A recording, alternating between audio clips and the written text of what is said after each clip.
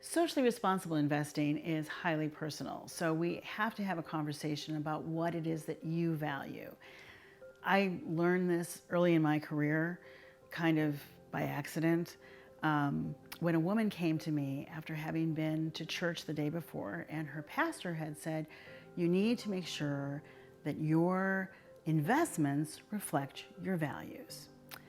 And she told me this and then stopped talking, and not knowing how to fill the space, I just said, "Well, did your pastor like make any suggestions, like maybe some socially responsible funds?" And she said, "Well, what are socially responsible funds?"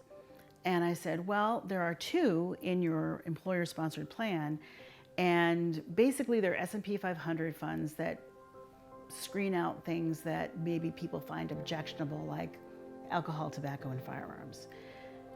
And she looked at me.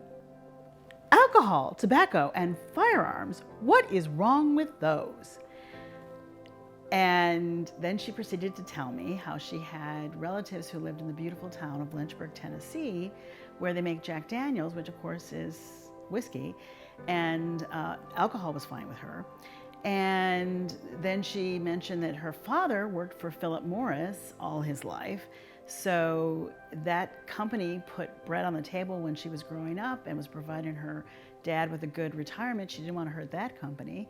So, and then she finished off with, and I have four brothers and they all hunt. And you cannot hunt without a rifle or a shotgun. So I have no trouble with firearms either. So then I finally asked the question that I should have asked to begin with, which is, what is it that you want to support? And she said, "What I don't want to support is abortion." And I said, "Oh, well, then we're in the clear, because there isn't a publicly traded company that supports abortion or is involved in the provision of abortion." And she said, "Well, what about RU 486? And I said, "Well, the R and the U stand for a company called Roussel Uclof, which is a French pharmaceutical firm, and they developed the formula for mifepristone. But they immediately donated that to the US Population Council, and they licensed it to a privately held company. So you can't support it or not support it. It's not publicly traded. It's not even on the table." And she said, "Oh, so I can tell my pastor that I am totally in the clear. I'm good to go." And I said, "Absolutely."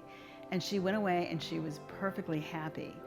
And I learned a valuable lesson, which is you have to ask the right question, which is, what do you value?